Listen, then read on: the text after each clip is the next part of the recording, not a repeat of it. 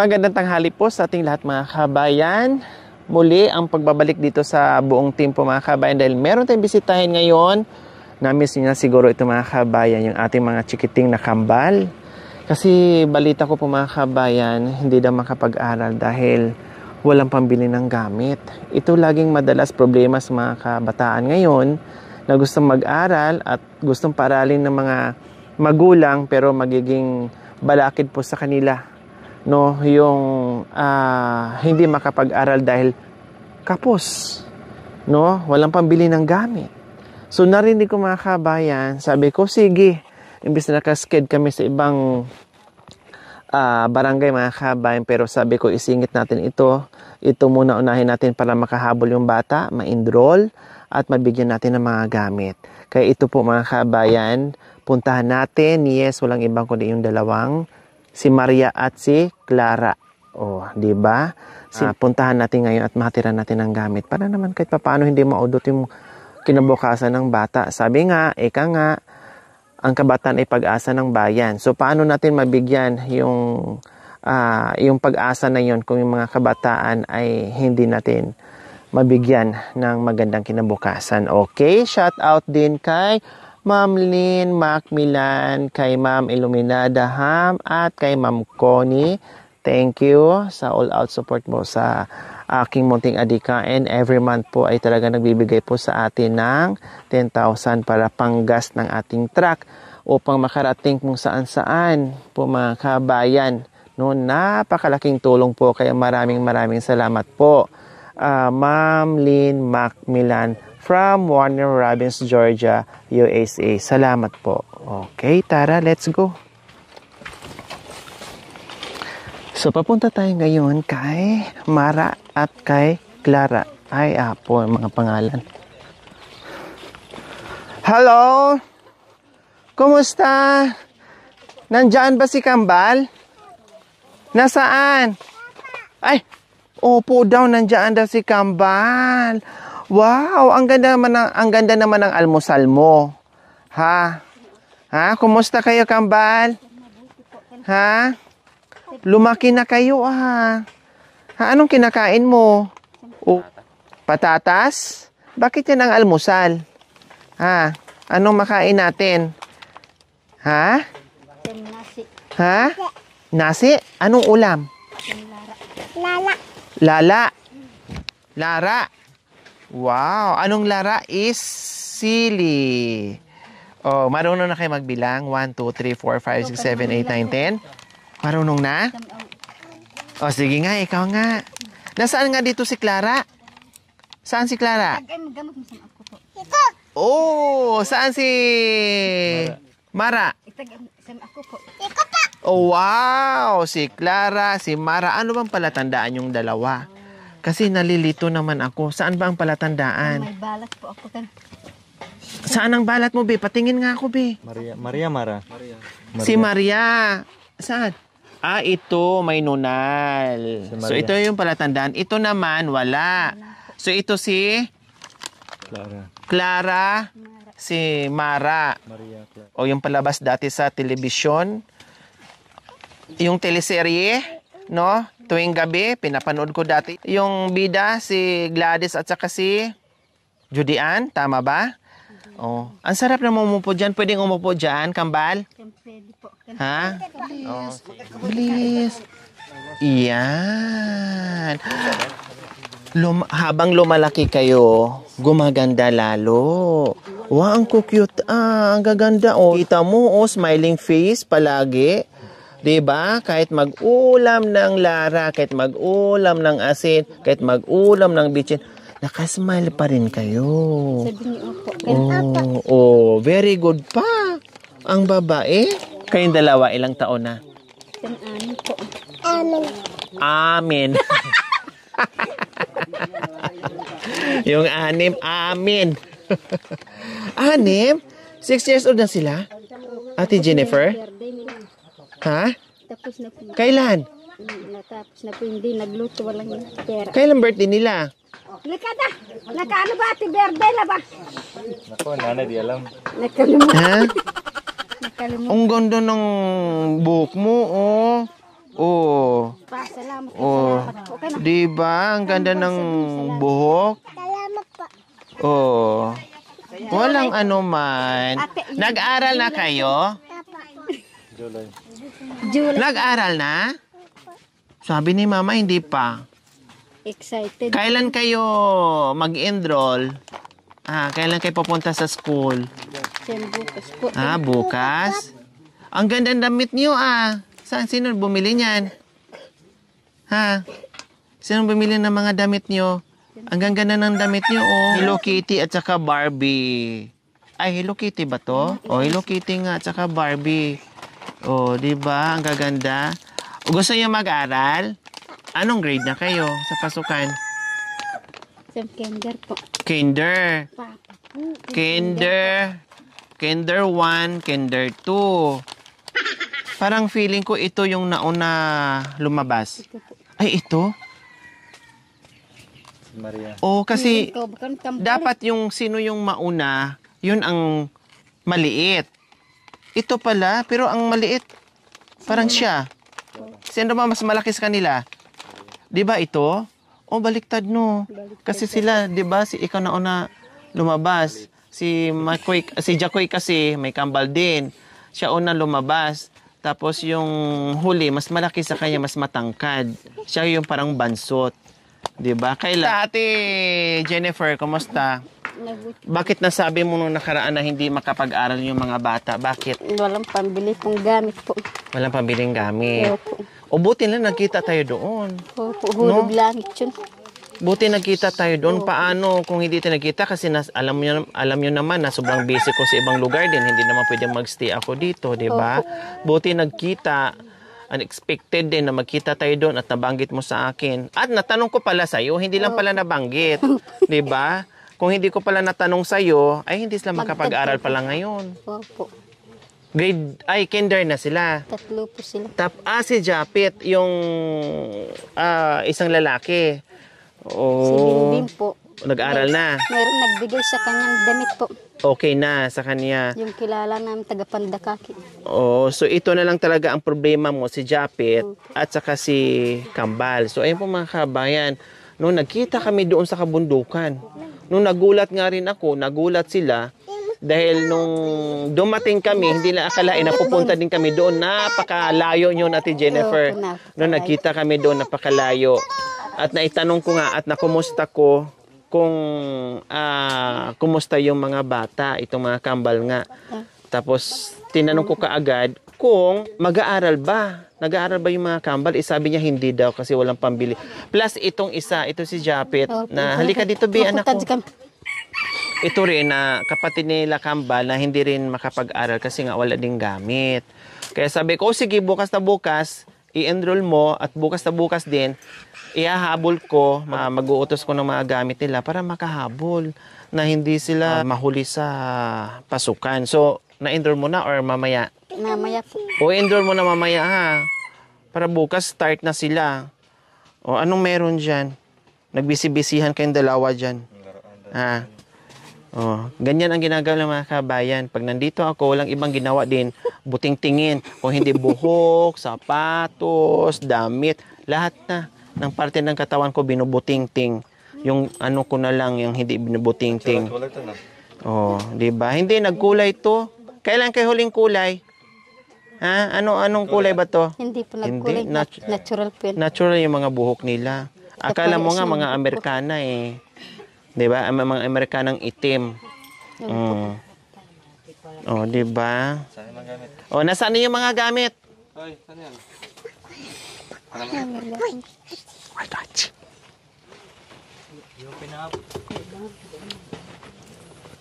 Yes, ito na yung mga gamit nila. Instant. Talagang pinahabol ko kaagad. Kasi hindi lang naman sa mga kabay na in-encourage ko, hindi lang si Ate Jennifer yung in-encourage ko na mag-aral. Marami, ang dami na dito. Tinanong ko, nag-aral ba ito? Hindi po. Bakit? Walang gamit. Okay, sige bukas i-enroll mo ha, bilhan ko. Ganon palagi ang ginagawa ko. Siyempre, itong mga ganitong edad, mga kabayan, yung pag-aaral, yung kinabukasan, hindi pa nila alam yun. Ang nakakaalam nun, yung magulang.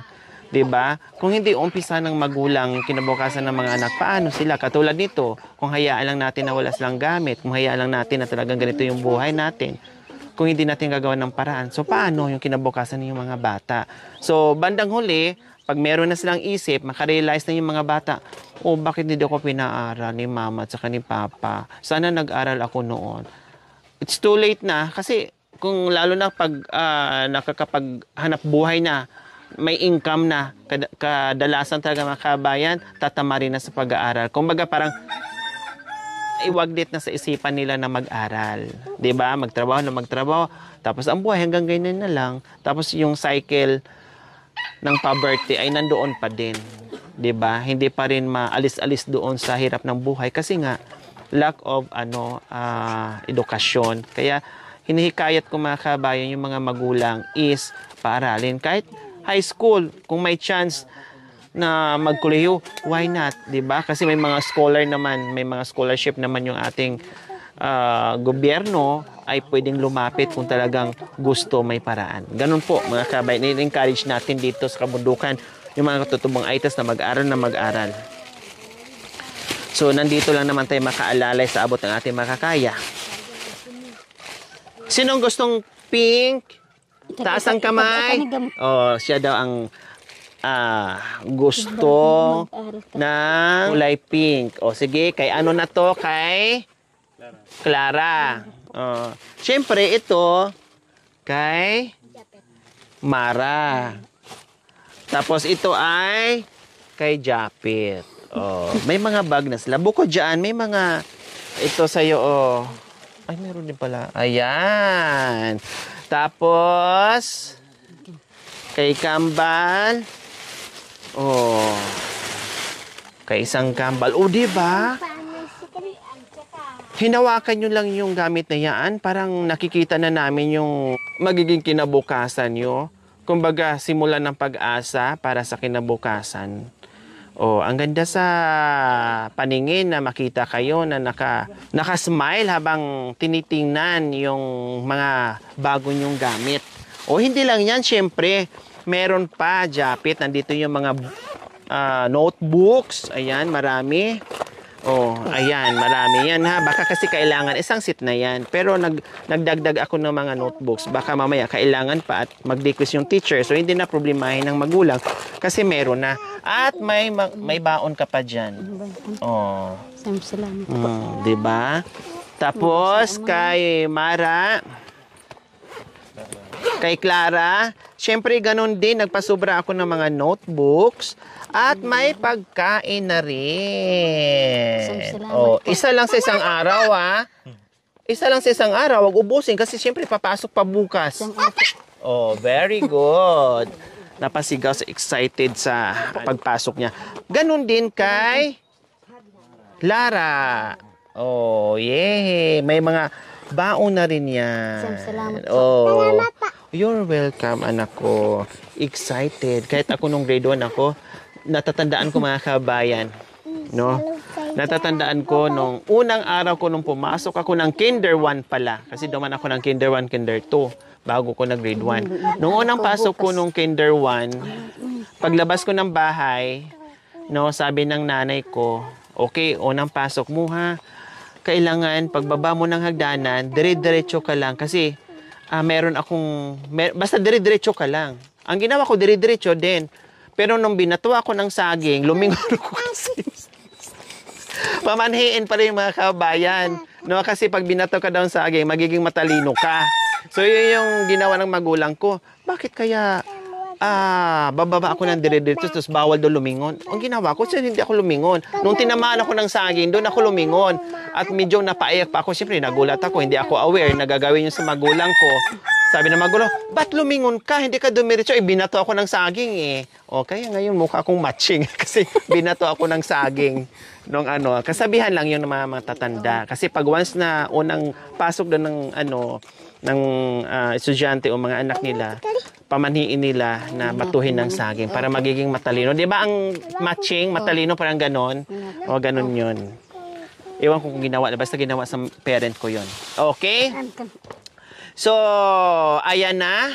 Ate Jennifer? Opo. So wala nang reason na hindi mag-aaral yung mga bata. Ha? Tuloy-tuloy ang pag-aaral ng mga bata. Kasi nainda nyo na yung hirap ng buhay. So huwag mo na ipadana sa mga bata. Tama na yun, enough na yun sa inyo. Persigin yung mga bata na makapag-aral sila. Kasi sayang.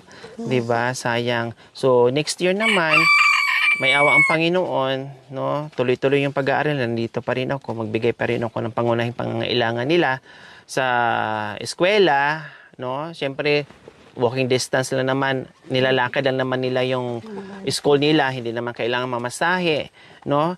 At malapit lang naman, kaya paaralin ng paaralin. Ha, Ate Jennifer? O ano sa pakiramdam mo ngayon na may mga gamit na at makapag-aral yung mga anak mo? Masaya po. Kasi mayroon na po silang gamit. Kayo, Kambal, masaya? Opo. Pasok ka na bukas. Huwag umabsent, ha? Pag umabsent, paluin mo si mama. Sabi mo kay mama, bawal akong umabsent. Araw-araw papasok. May bangon o wala, papasok, ha? Opo. Ha? O, ikaw din, ha, Mara, ha? Opo. O, ikaw, Japet. O, gusto mo ba mag-aral? Grade 1 ka na, di ba? O, baka sa Japet, kanilang binbin pa mukha mo. na excited pumasok. Di ba? Kasi ganun din tayo nung bata na magkaroon tayo ng gamit ng ganito. Naku, excited. Para tayong lalong gaganahan kahit malayo yung school ko noon. Pag meron kong mga gamit na pag meron kong mga bagong gamit, naku po mga kabayan, hindi ko iniinda yung 8 kilometro na lakarin ko para na makarating ako sa school at makapasok. Kasi excited ako na meron akong bagong gamit. Yan po mga kabayan, nandito tayo, no? Ay yung kahilingan ay naibigay natin, tinupad natin. At kahit pa paano ay nakapagbigay tayo ng munting pag-asa dito sa mga bata. No? Okay, sige. So, mamaya, asikasuhin mo na yung pa-enroll. Para bukas, pasok na sila. Oh, Kuya Ronald. Ay, Kuya Rol. Kuya Jomar. Kuya Jomar. Oh, buti na nagkita tayo doon sa itaas. No? Ngayon, ano sa pakiramdam mo? Masaya ka ba na nabigyan yung mga bata ng mga gamit? Para mag-aaral yung mga bata. Halimbawa, kung talagang hindi tayo nagkita, talagang hindi mag-aaral. Mag-aaral din. Mag-aaral din. Kailan? Ipasukan na. Nagsimula nung nakaraan. Bukas yung ipapasok ko yung tatlo. Kailan walang mga gamit? Kaso walang pag-aaral ng mga bata. O ngayon, wala nang problema, ha? Wala. Papasukin na yung mga bata. Okay, sige. A few moments later.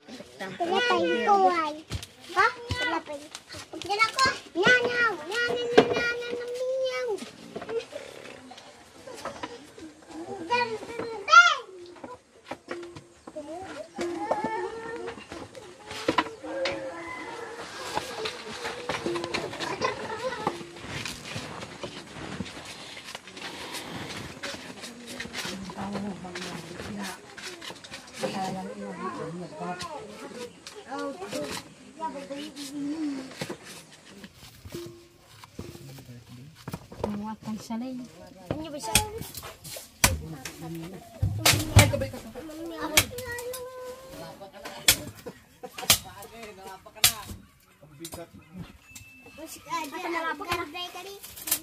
Mabigat sa kasi.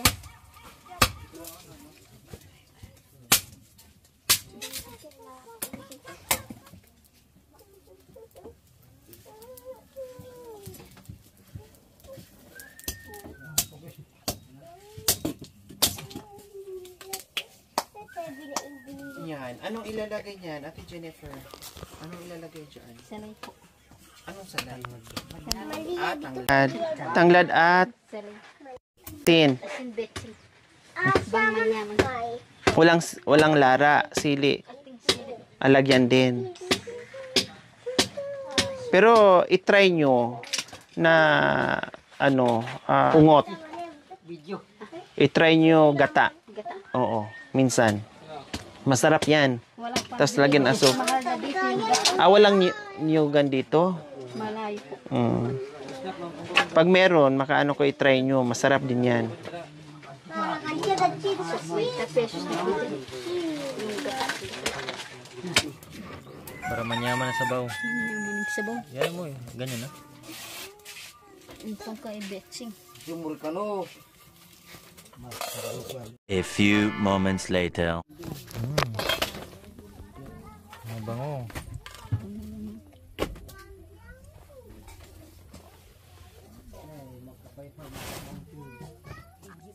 Konti lang.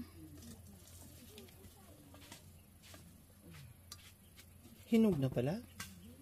Or gulang? Hindi po.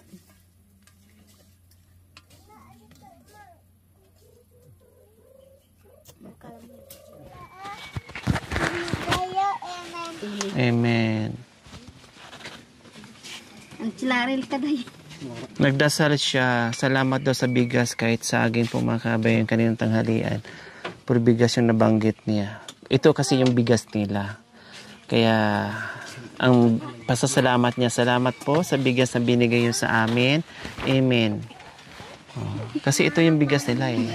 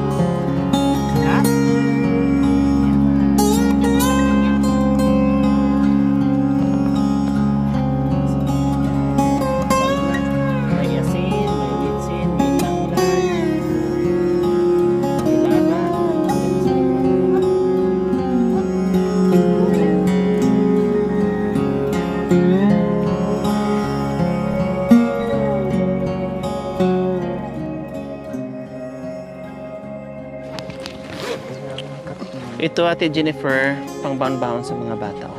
Opo. Pangbaon sa mga bata ha, kung anong kailangan ng mga bata. Opo. Ang pagkain nila kasi meron pa naman dyan. So, mga sunod linggo na naman, kundi merong pambili-bili na ng pagkain. Baon pala sa tuwing recess. Ha? Opo. Oh, Kambal, nagbigay na ako kay mama ng pang bili-bili nyo ng baon ha. Salamat ko. Oh, recess time. Anong paborito mong subject? Math, Filipino, recess, Tinapay sa recess time. Ay, naku, paboritong subject, recess time. Salamat po Ate Lori sa pagbisita mo po sa amin. Akala namin po hindi kayo pupunta. Maraming salamat po. Salamat po, Lola. Thank you for watching. Don't forget to like, share, and subscribe.